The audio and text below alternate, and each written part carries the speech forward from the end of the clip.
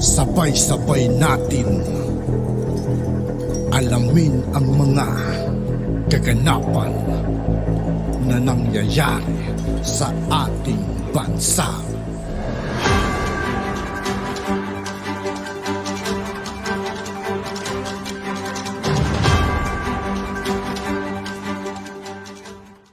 Yo, what's up mga kaibigan? This is I2K po again. Ngayon nandito naman ulit tayo sa channel ni Banat Kapanig TV. Dito naman ulit tayo magbibigay ng komento at reaksyon. Kaya samahan niyo ako guys. Let's go! Sa inyo pong namamahala sa anong tawag diyan? Yung PR, no?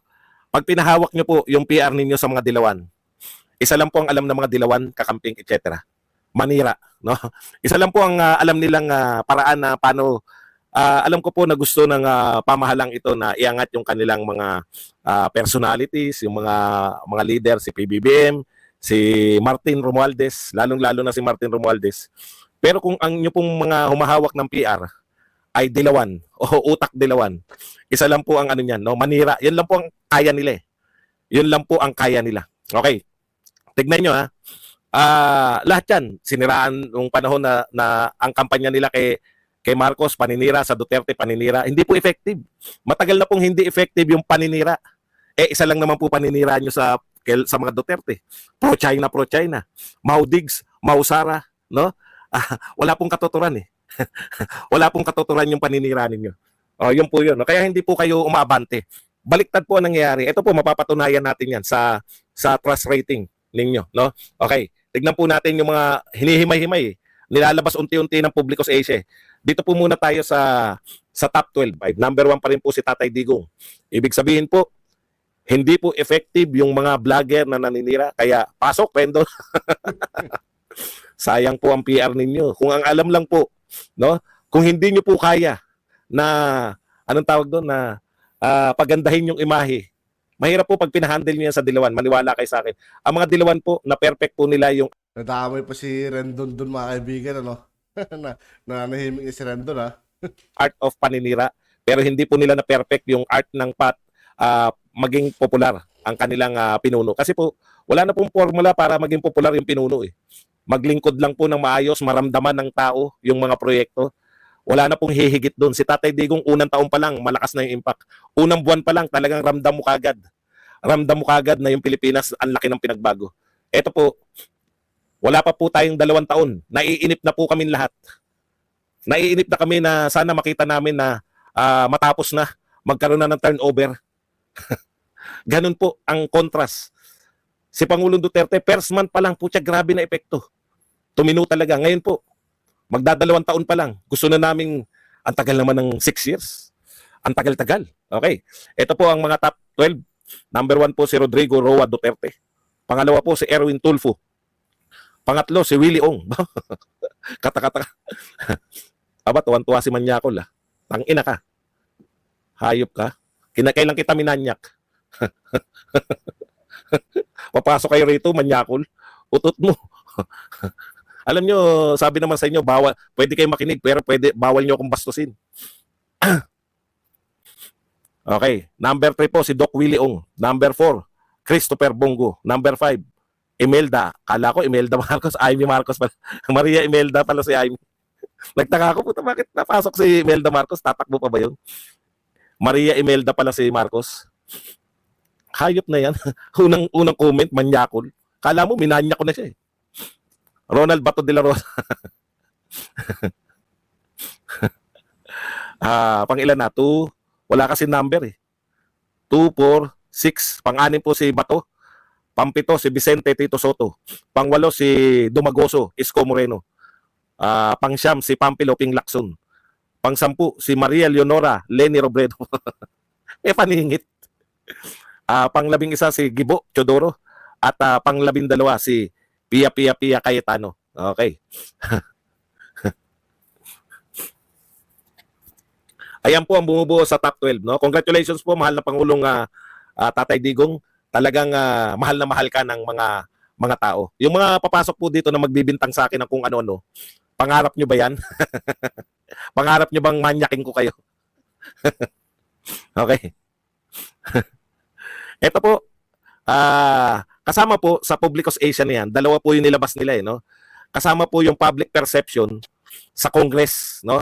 Kumusta naman po? Kasi, siyempre, Duterte po, no? Siniraan, naglabas ng mga sangkatutak na sangkatutak po na ano na resolution, no? Resolution para ipagtanggol si Franz Castro, una. Resolution para papasukin yung ICC, pangalawa. Resolution para imbestigahan yung SMNI, resolution para i-contempt si Badoy at saka si Eric, para tanggalan ng prangkisa yung SMNI. Yan po, lahat po yan, involved po kay Duterte. Hindi po wala po silang pakialam sa SMNI per se, no? Si Duterte po, si Sara at yung mag-amang Duterte po ang punteriya nila. Hindi po si Kibuloy, hindi po yung SMNI. Nagkataon lang po na yan lang po ang dyan lang po nakakapagsalita si Pangulong Duterte. Siyempre, nasasaktan sila sa katotohanan, no? Nasasaktan sila sa katotohanan. Okay. Punta po tayo rito. Ito po matapos po yung ginagawa ninyo laban sa mga Duterte. Ano na po ang pananaw ninyo, pananaw sa inyo ng taong bayan. Ito po taong bayan, no? From 41%, bagsak po, naging 34% na lang ang trust rating ng Kongreso. Ng particular, yan pong Congress, no? Okay. At ito po ang malupit. An alarming 8 in 10 Filipino voters. Mga botante lang po yung tinatanong dito, no? 8 sa 10 Pilipino ay naniniwala na meron pong corruption sa Congress. Puta, 80% naniniwala na may corruption sa Congress. Iyan po ang pananaw ng taong bayan. Yan po yung mga pananaw po ng anti-Duterte. Pananaw lang po yan ng mga vloggers ninyo. Malaki po ang pagkakaiba ng pananaw ng mga vloggers na ibinababa po ng mga mga dilawan na panay-paninira sa Duterte. Hindi nyo po kayang tapatan ng paninira yung naramdaman ng mga tao. Kaya mahal ng mamamayan si Pangulong Duterte. Sabi ko nga, paulit-ulit tayo rito, sandamukal, no? Sa isang upuan, hindi nyo po mababanggit lahat. Hindi nyo po mababanggit lahat yung mga naging proyekto ni Pangulong Duterte. Napakarami po. Pero ito lang po ang matitiyak namin, ang mga proyekto po ni Pangulong Duterte, hindi po yan nasusulat lang sa mga numero, hindi po yan nakikita lang sa mga video. Yan po ay nakikita, nararamdaman, naaamoy. Yan po ang mga tunay na proyekto. Wala pong nilabas si Pangulong Duterte, may mukha niya. Alam ko po, yung compilation ng mga ginawa ni Pangulong Duterte, doon lang sa doon lang yung sa nung patapos na po yung termino niya. Napakarami po palang accomplishment talaga ni Pangulong Duterte. Ito po, pilit na pilit po yung accomplishment. Yan po yung accomplishment nyo. 8 out of 10, 80%. 8 sa 10 botante ay naniniwala na ang Kongreso, ayan, no? O, baka mali ako ng pagkakatagalog eh. An alarming 8 in 10 Filipino voters acknowledge the presence of corruption in Congress. Lantad na po kayo. Okay. O, alamin mo na lang si Jokoy Caitlyn. Si Jokoy, sikat yan. Manood ka sa Netflix, matatawa ka dyan. Okay, balikan po natin, no? Ito pong mga pinag-uusapan natin. Ganito po nila nilalarawan, yung simple pong manira to sa mga Duterte. Ipagmamalaki na lang, dilaw po talaga si Pangulong Duterte po. Wala na tayong pakialam, alam na po natin, given na di ba? Given na halos wala nagawa si Pinoy. Hindi na po kinakailangan siraan. Ganun po talaga eh. Bakit ka maninira kung may malaki ka namang ginawa? Kung very confident tayo po, ako, ang tagal ko ng vlogger, 5 taon na po ako sa January 1. Ilang araw na lang, 5 taon na po akong vlogger. Sa 5 taon ko na po na yan na pag-vlog, Duterte po ako, supporter. Pero wala pong kaming, ang ginagawa namin as vlogger, no? Hindi po namin sinisiraan yung dating administrasyon. Yung mga katulad nila Lenny, nila Dilima, Kakamping, Dilawan. Wala pang Kakamping noon, mga Dilawan at mga Makabayan Black. Yan po ang binabanata namin dahil pinagtatanggol namin si Pangulong Duterte laban sa mga atake nila. No? Ito pong mga vlogger ngayon ni BBM, hindi nyo kayang i-promote si BBM at saka si Tambi kung aatakihin nyo lang si Pangulong Duterte. Lumang gimmick na yan ng Dilawan. Ginamit na yan ni Cory, nabenta yan kay Cory, hindi na umubra yan kay Pinoy. Yung diskarte ng mga Dilawan na ganyan.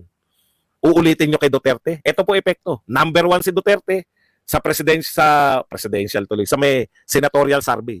Number 1 si Sara sa kanyang pagiging DepEd. Number 1 siya sa kanyang pagiging vice president. Yan po ang katotohanan. O balik tayo rito.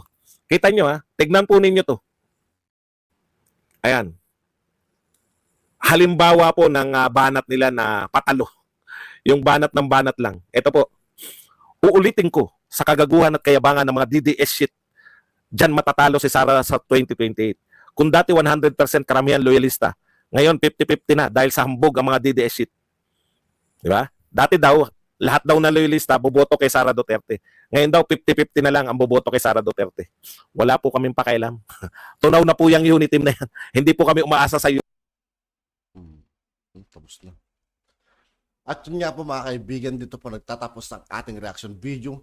Muli ako po si I2K ng Sundalo ng Donggalo. Maraming salamat sa patuloy na pagsuporta. Yeah. Peace out.